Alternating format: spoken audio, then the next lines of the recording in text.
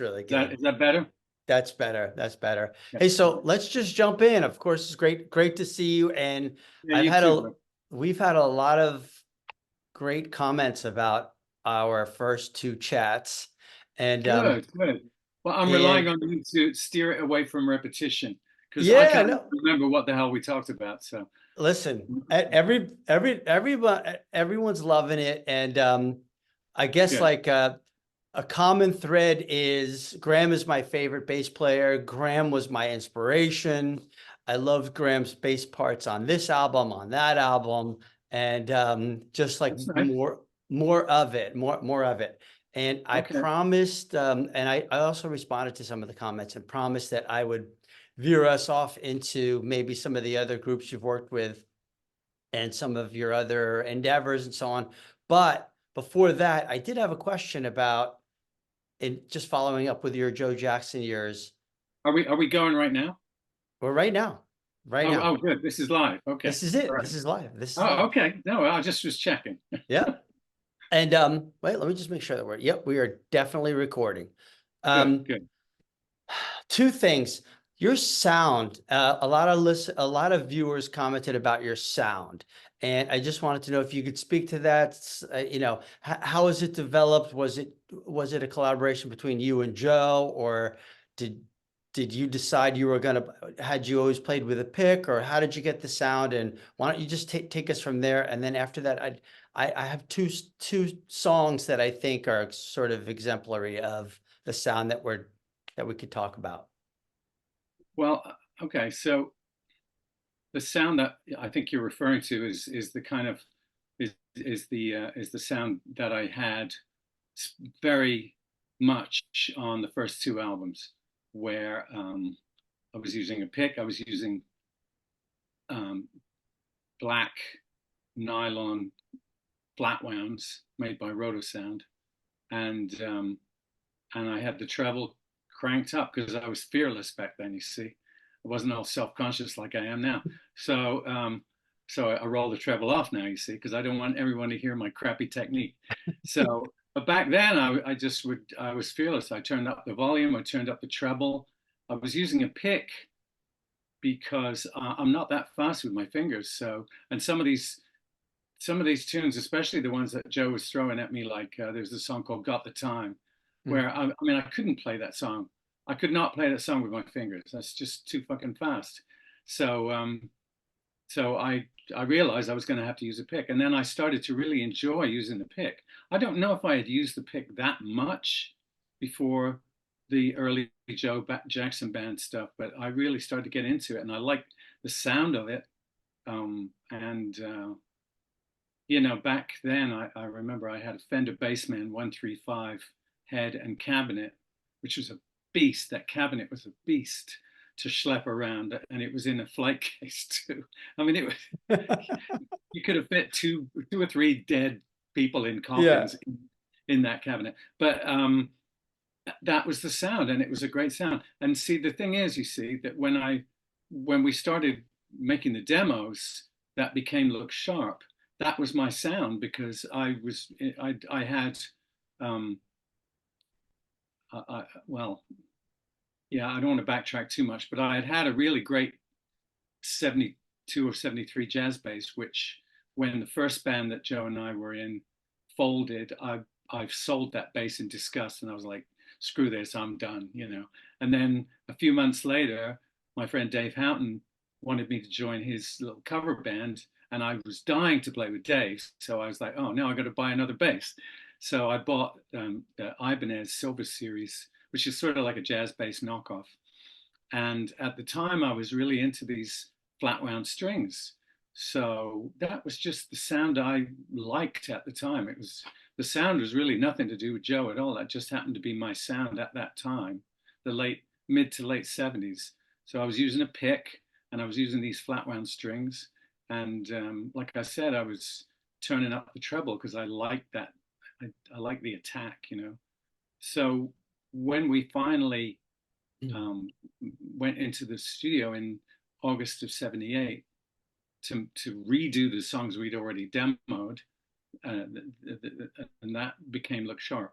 I was just using the same rig. You know, I was using the Fender Bassman with the Ibanez bass with the flat wound strings and the pick and the treble. And Dave Kirschenbaum, who was the producer, he really liked that sound, and plus Joe wanted the bass up front, so you can see how that that bass sound became such a centerpiece of those records. Yeah. Those, especially those first two records.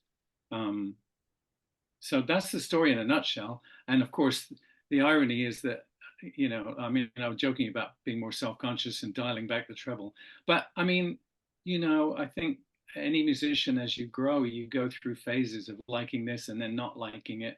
And then I went through a phase where I really wanted to play with my fingers, and I like the the dark, warm tone, and I just started using my pick less. That's all. And and of course, then my pick chops went to shit.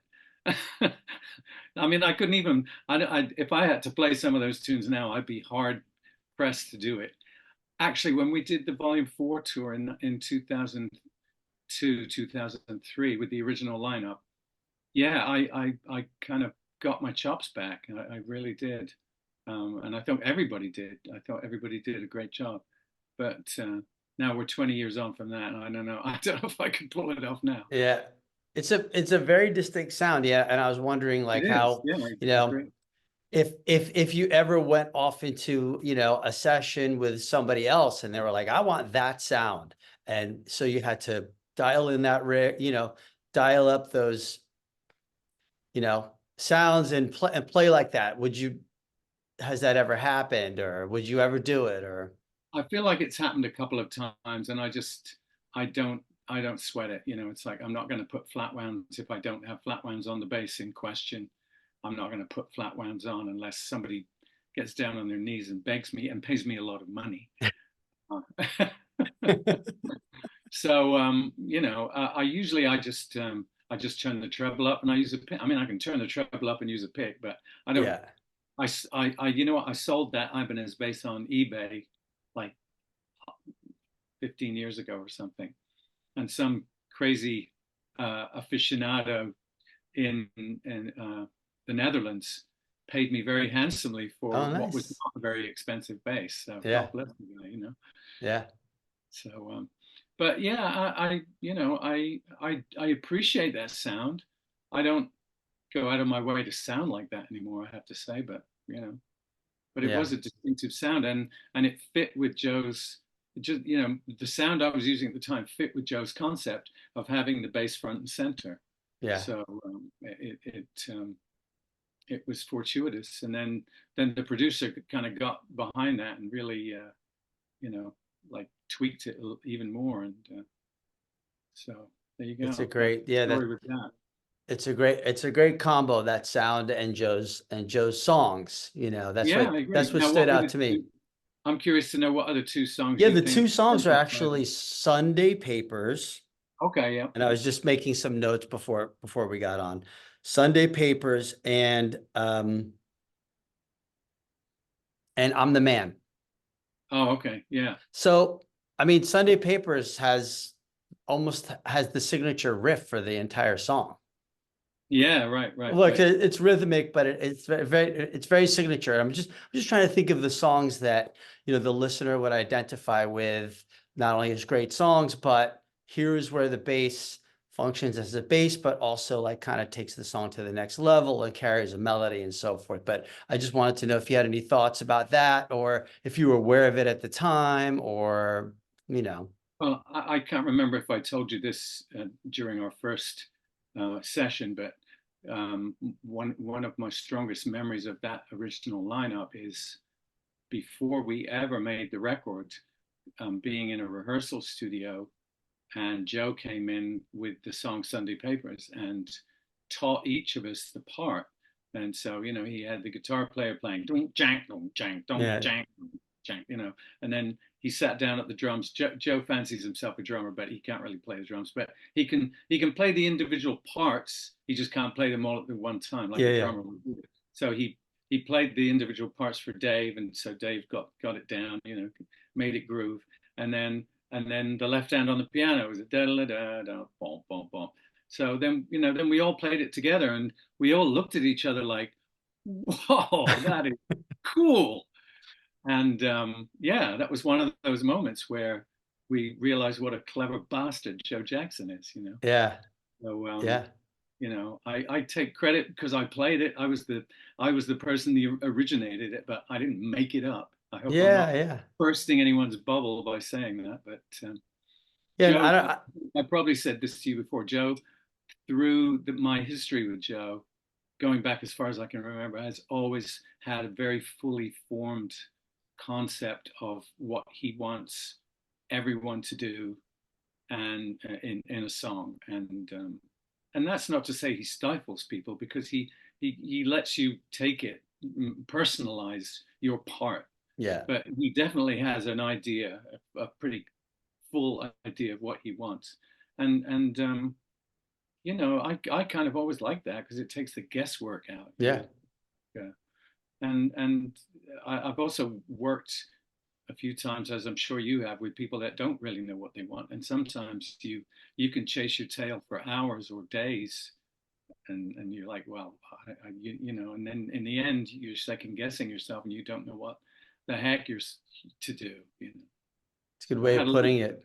a little bit of that with Natalie Merchant, not to badmouth her, because she's a fantastic artist, but she didn't always know how she wanted to present her songs, Yeah. and so sometimes there was things could become belabored. Yeah. But that never happened with Joe. Well, it's kind of like the difference between a songwriter coming up with the concept and the lyrics and the melody, and then not really having an idea of the arrangement, right? And the arrangement Right, involves rhythm, involves orchestration, right? So there's a right, lot to right. it, but it sounds like Joe had the whole Well, you have idea, to remember that Joe was a student at the London Royal Academy of Music, which is a bit like going to Berkeley over here. Yeah. And I think, I can't remember if I mentioned this to you before, but when I first met him, he had just left high school the year before and was going up to London 2 or 3 times a week to study at the London Royal Academy. And his major was percussion, Oh, really? piano. His major was percussion, but he was studying composition, arrangement, and he was part of the National Youth Jazz Orchestra with Johnny Dankworth, and two of his that two of his class that year were, one was Annie Lennox, Oh, and wow. the other one was this, what's his name? Um, oh God, I can't believe I can't think of the guy's name. He became like a world-renowned conductor. I'll think of his name in a minute. But yeah, so Joe was in really good company that year, and so he really, um, and one of Joe's idols is Duke Ellington, and I always say to people, like, do you think Duke Ellington's bass player wrote his own parts? You Yeah. know, those guys Yes. came in and they had, yeah, Billy Strayhorn would hand out the arrangement, Absolutely. and people would play, and that doesn't diminish, what each individual brought to the party. It just means Duke Ellington and his arranger were superb, I and they knew think what they wanted, and they knew what they were doing. So. very, very well said. I think to a degree also, like with the Wrecking Crew, with the Muscle Shoals crew, I mean, there was probably, in my opinion, somebody a little higher up with a definite opinion about what they should play. And of course they implemented it perfectly, but So I think you I know, think to be fair, those guys were a cut above, and those guys would get brought in because whoever the producer was would know that they would have ideas, yeah, yeah, yeah, yeah, like, oh, that's not working. Let's try something different, fellas. What do you got? yeah, And you know, and I think that probably happened also with like the yeah, right, like the Motown records, yes. like Jamerson especially. Well, I'm not especially, they were all great, but of course my ear goes to Jamerson every time because I can't believe that the stuff he pulled off using one finger, That's crazy. which that's mad. I can't even wrap my head around that, but Yeah, I It mean, did. session guys are session guys because they're like Will Lee is like that, and they they they can come up with like amazing ideas on the fly, and they're not so many people can do that. There's lots of people like me that can, take direction and I feel I'd probably if I lived in Nashville, I'd be one of the touring guys, Yeah. like there's the studio guys, and then there's the touring guys, and I probably would be one of the touring guys. I'm not trying to diminish myself, but you know, I mean, if you've ever spent any time in Nashville, as I'm sure you have, there's like, the guy serving you coffee is probably an excellent musician, So Absolutely.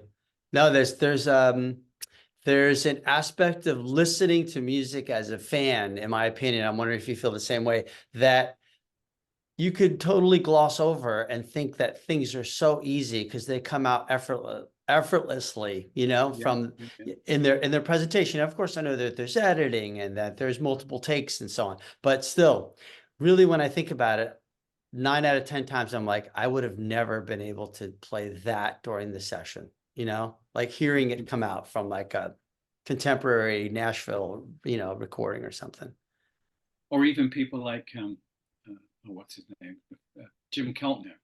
Yes. What Yeah. I love about him is he doesn't play what 9 out of 10 drummers would play. He somehow comes up with something different, but it almost always works. It works. It So works people like all the that, time. you hire them because they're gonna just take it somewhere else. Yeah. So Yeah. Well, I did want to talk about, because you've had such a vast body of work, and I know that you work with other artists, and we talked a lot about Joe, because I guess Joe's where you started, right? Joe, I mean, my calling card. Yeah, yeah, that's exactly. my business card. Yeah. I would assume that Joe, I mean, everybody else, almost everyone else after, knew of you as Joe Jackson's bass player, and probably not everybody, but it probably stemmed out from there and then became like a networking thing. But Yeah. so tell us more about, so after Joe, what happens? What are you? I met Marshall Crenshaw because he opened for Joe, and we had hit it off. And when I started working with Marshall, he wanted to make a change in his band, so that's where I came in, and I ended up working with him on and off for years, which was great because I feel like I learned a lot about music from Joe Jackson. I definitely did.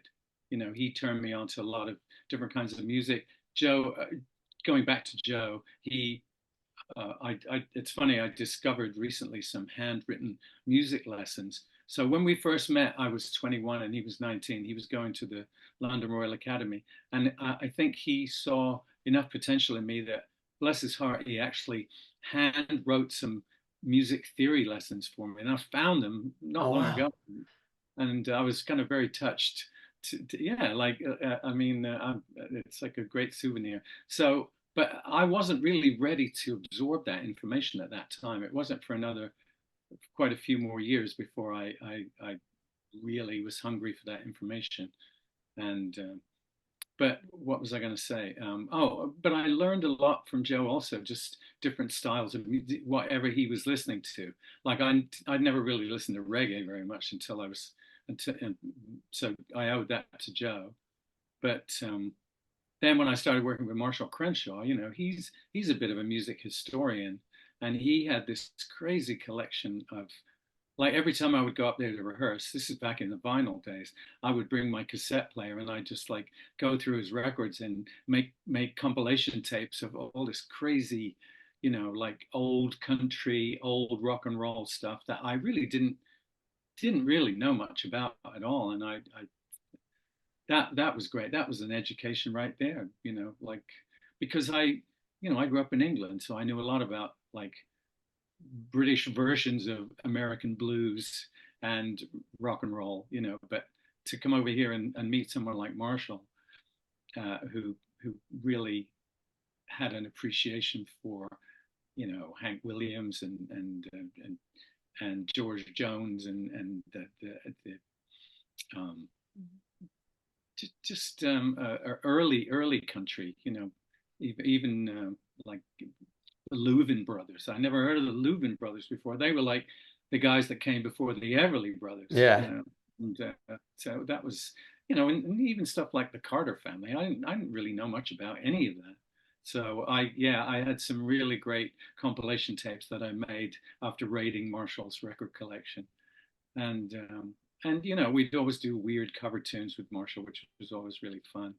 So Was it at all awkward? Do you feel like you're now stepping out of your kind of comfort zone, not in terms of technique or and not in terms of being able to play, but now you had worked with Joe for so long and now you're working with someone else who's recording and he's touring and he's writing great songs, but he's in so many ways different.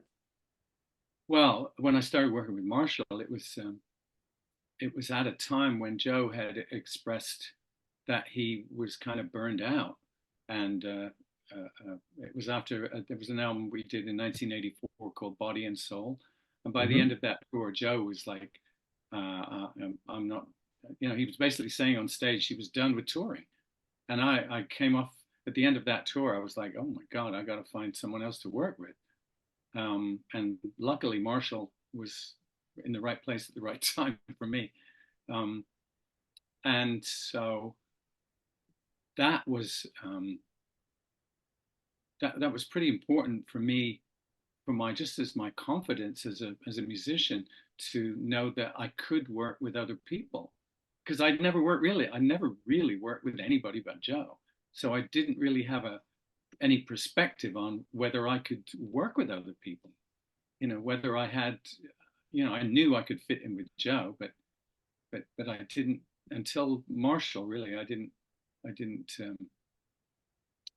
I guess I just didn't have the confidence, and so it really was a confidence booster to work with Marshall, and then through Marshall, and yeah, a number of things happened around the same time actually, um, and I moved to um, Hoboken, New Jersey, and I met a whole bunch of musicians, including Chris Stamey and James Mastro uh, and this whole crew that were in and out of Water Music Studios in Hmm. Hoboken.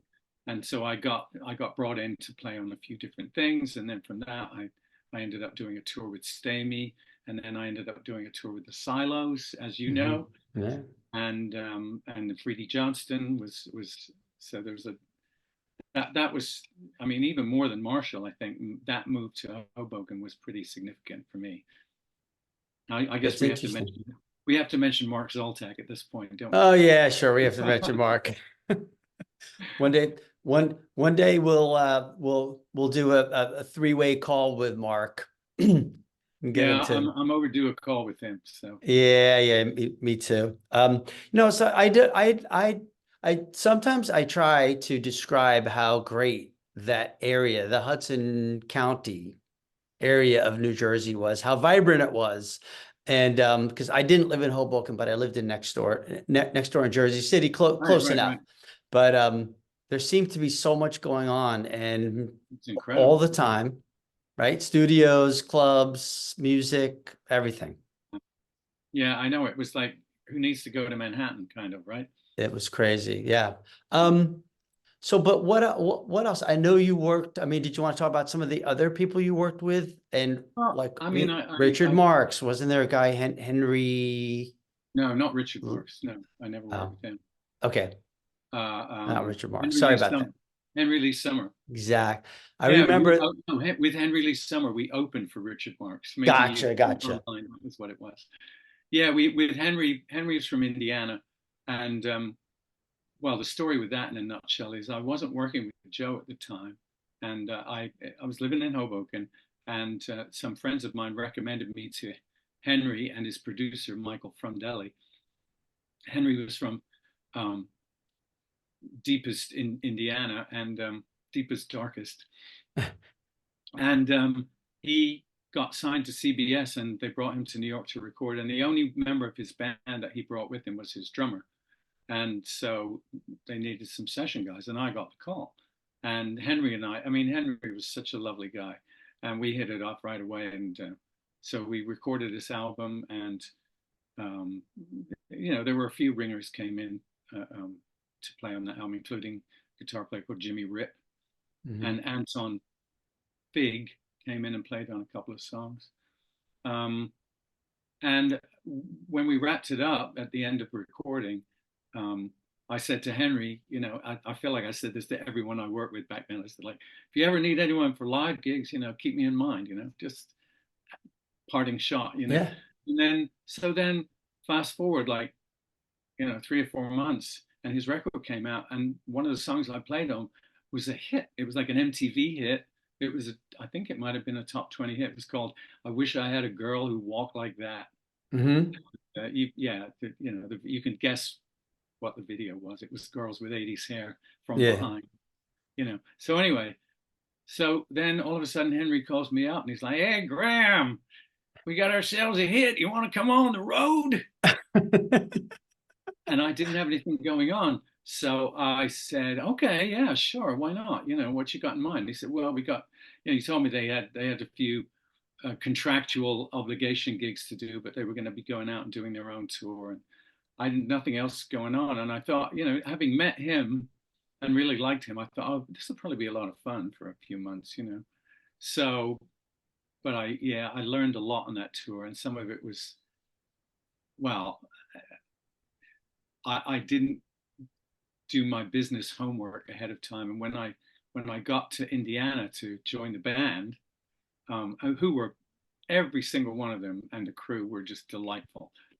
But uh, first of all, the manager called me beforehand and he said, "Don't tell anyone how much I'm paying you because you're getting paid more than anyone else." Ah. And the thing is, it wasn't even that much. Yeah. So I was like, "Oh boy," I didn't really relish being in that position. But yeah, and then I got there. This is another learning experience about America. Some of the contractual obligation gigs he was talking about was, I think the first gig was the high school dance. Oh boy. So I'm doing a high school dance for the Henry Lee Summer. And it was tons of fun. I mean, it wasn't like it wasn't fun, but I'm looking around like, oh my God, I couldn't Yeah. believe it. And then I think we did a county fair where the audience was sitting on bales of straw. Hmm. So that was like, I don't think I'd ever been to a county fair before, where deep fried Mars bars and shit like that. Yeah. So anyway, um, and then, yeah, I ended up doing almost a year with Henry. And you know what? It was so much fun. They were such a lovely group of people. I wouldn't trade that experience. And that was right before I did the Silos tour. It was right after that, I think, the following year. So, and So of course, what? you So were part of that. So, yeah, absolutely. No, it was my pleasure to. That's where we met each other on yeah, I this guess on it the was. silos. Yeah. Um, I don't want to run out of time, and Zoom is going to cut us off in about 9 minutes.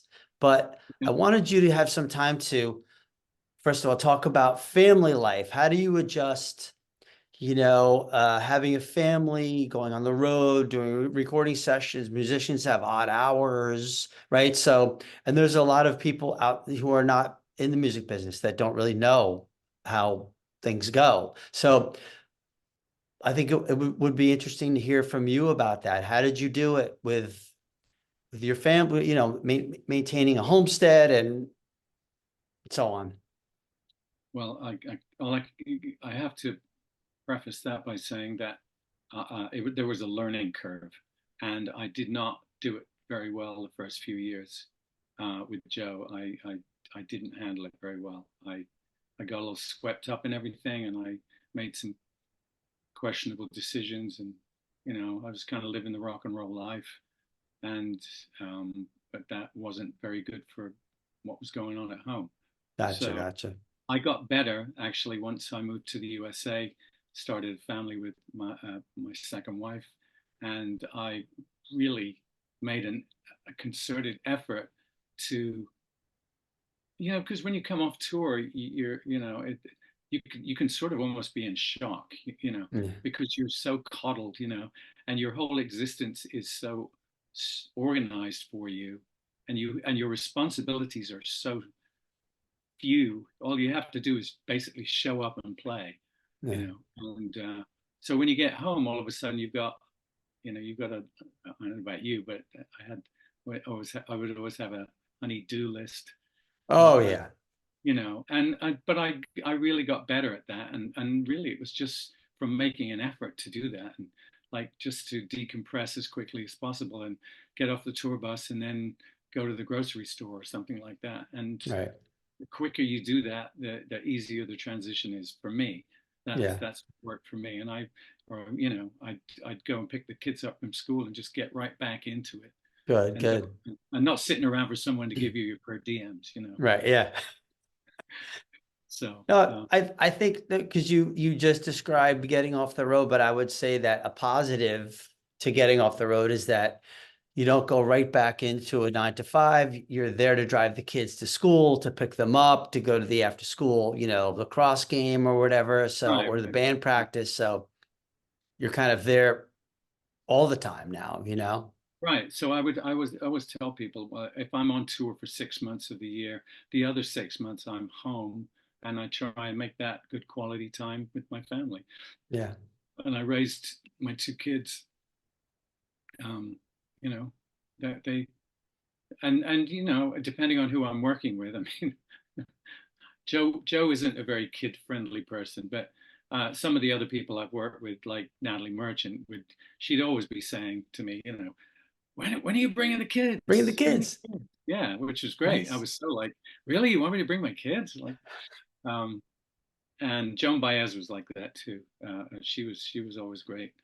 Um, so that's really helpful when the people you're working for don't mind if you bring your wife and kids along. Yeah. So that's So good. what now? What now? What's Graham maybe doing now? And what are we looking forward to at this point? Well, I'm not doing that much anymore. I've got a few sessions coming up. I've got a couple of gigs here and there. It's been pretty quiet, but I mean, honestly, I'm in my 70s now, and I'm not hustling. I don't want to do bar gigs and schlep gear and get in at 3 in the morning with like $150 in my pocket. I'd rather stay home. Absolutely. Um, I know a lot of guys that do Broadway, and I feel like if I were a better reader, I probably would be, I could maybe sub for somebody, because there's some really good stuff on Broadway now, and you've done some of that yourself with the Waitress Yeah. Yeah. show. So Yeah. I bet that was probably a lot of fun, right? Absolutely. No, I'll also add it. Yes, yeah, yes, it was fun. But I've heard a lot of people mention that they feel that they could do Broadway if they were good readers, but a lot of the Broadway subbing is just memorization. So, Right. and you're great at that. You would have to read it initially, but then you'd be home learning someone's part for 6 weeks before you even go sub. So you'd be perfect at that. Right, right, right. Yeah. Um, Okay. Well, maybe I'll have to reach out to some people, but yeah, I haven't really done a tour for 2 years. The last tour I did was with Joe, in 2022, and that was great. That was a lot of fun. Um, I would are you? tour again, but I'm not really actively looking to, I mean, once again, unless someone's going to wave a big wad of cash in Yeah. front of me. Dude, how do you spend your days? I mean, are you interested in practicing or do you listen or you just kind of I listen to music. I have a very nice acoustic guitar and a ukulele, and I'm a noodler. If I have a good? song stuck in my head, I usually sit down and try and play it. Hopefully, it's an interesting song. I don't practice bass very much anymore. I really don't, unless I have a reason to do it, unless I have a gig or Yeah. something. So, and I have to say, if anybody's listening to this, uh, I regret dropping the ball on songwriting, because I feel like that's important, because musicians need material. And for a few years there in the 80s and 90s, I was really trying to write songs and demo them. Um, the fact that by the time I finished demoing them, I hated the song is neither here nor there. The fact is, I Yeah. had ideas, and I was trying to get them down on tape, and some of them came out well, But Wait, I am proud to say that I've played one of your songs. yeah, yeah, yeah, right, right. That was one of the better ones. I like Which I that one. really liked. I Good. really liked that song a lot. I think we can revisit it, you know. Yeah, okay, okay. I actually wanted to re-record it, so maybe we could do that at some time. I think, I mean, my hope for people like in our age bracket and in our station in life is that we can use the remote recording resources and collaborate by way of, in Yeah, the internet and technology. So, you know, I've done some of that. Yeah, I've done some of that. Actually, that was one thing that happened during COVID is I actually got myself an interface and learned yeah, how to use it. And yeah, so I've done a few remote sessions, and that's fun. yeah. You know, Well, you don't Grant, really need a lot of gear to do that. no, you don't. I mean, for drummers, we need some mics and we need a whole setup. For you guys, Right. you just need a two-channel interface and a It's computer.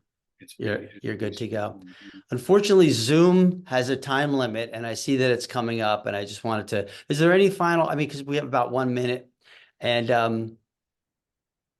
any final and any parting thoughts? I know instantly if I cut this up into two different episodes, we're going to get a lot of good comments and people are going to want us to meet again. Would you be open to meeting again at some point in the next few Of course, months? yeah, absolutely, absolutely, yeah, yeah, of Shoot the course. shit, Yeah, talk about I your got more shit to shoot.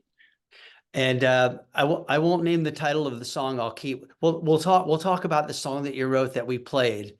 Okay, yeah, You yeah, know, yeah. next That's a time, good next topic. time. But Yeah, I really I like that song a lot and I can hear thank it you. right now. Good, good. But Well, any it was a pleasure. absolutely, Graham. Thank you so much. And I'll let you know when this goes live. Okay. Sounds good. All right, Graham. See my mug?